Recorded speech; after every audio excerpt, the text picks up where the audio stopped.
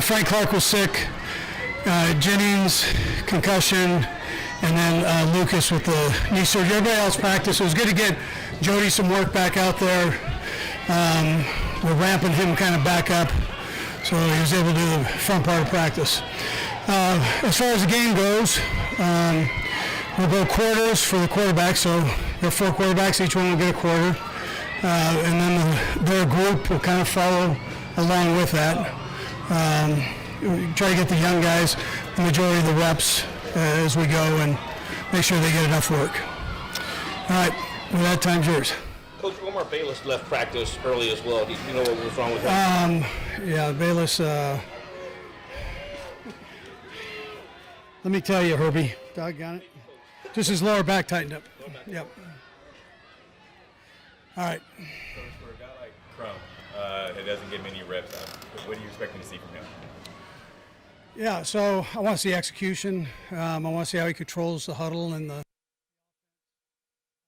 bright lights, right? Although the lights won't be on, but just see how that goes with that. Last year, with the first year of the 3-game exhibition season, and I'm just wondering if anything you learned from that experience that you take into this year, or just anything, or just the way you pursue participation or anything like that? Yeah. So I was good with the 3 games. I mean, we can still get our work done. There's a balance there, letting the ones get a little bit of work, and the guys that are going to play in the game, and still have the competition at certain positions, and then most of all get the young guys a look. So that when we have to make these cuts, it's as hard as it can be on Brett and myself. A lot of teams have been kind of slowing down and tempering down their starters playing. Do you ever feel like you ever want to change, or are you just going to keep going the way you want? I'm not saying it won't change. I mean, I'm never going to say never, but I think it's good to kind of get the juices going, get yourself out there, and even if it's a limited amount of plays, prepare yourself mentally to go play. And I think that's something you can get out of. I'm not saying it's wrong what the other people are doing. That's kind of where my comfort is with it. Coach, you mentioned the cuts, and the first ones are coming up next week. What do you tell your players before you get to Chicago, what they need to do to impress y'all? Yeah, don't count the numbers. Everybody's going to play. Everybody's going to have an opportunity to play. So when you have a chance to play, play. But don't start counting numbers. This guy's here, I'm on 3rd team, he's on 2nd. Don't do that. Just go play. Can you tell from looking at him on practices and being in meetings who's going to step up and be great in games and who's going to fall back? Well, you have an idea. You got to see. There's always somebody that surprises you, at least one person. So. I know you don't game plan a lot for these games, but what would you deem success for Patrick in his quarter once he checks out of the game? Yeah, just to kind of get back in the swing of things. And, execution we're always looking for, run and pass games. So, but they're doing the same thing, the Bears are. So we'll see how it all goes. And what about guys like Dunlap and Rashad Fenton, who kind of got here late? You anticipate them playing either one of those? I think they're in shape where they could do that, yes.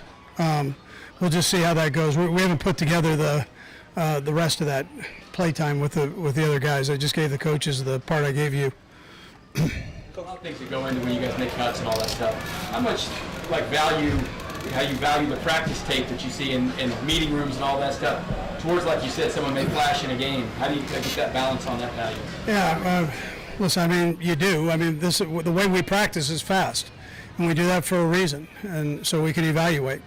We evaluate every night with these guys, so they know exactly where they stand if they want to know, right? So, but we do that every night and give them a grade.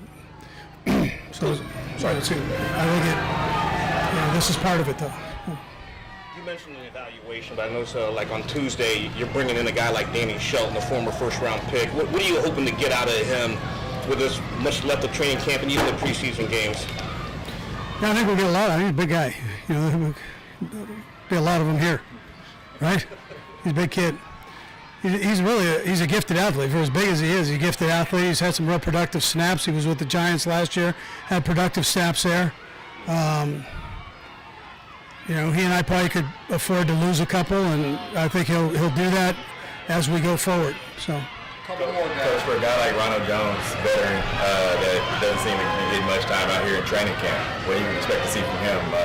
Yeah, some days he gets more than other days, and but he's taking advantage of the chances he's getting, working hard. So he'll have a chance to play. Yeah. We'll just see how he does. Coach, how would you assess the team as y'all are heading into this first preseason game from what you see, not only this week but the whole camp? Yeah, no, I like what I see. I mean, we're making progress. We're getting better every day. I like the way the defense is coming along. They've got the majority of the young guys on that group. I like the offense and the compete there with the new players and a couple of the young guys. I like that. I'm curious to see how the younger guys do in games. I've seen the older guys play before, but I want to see those younger guys see what they can do.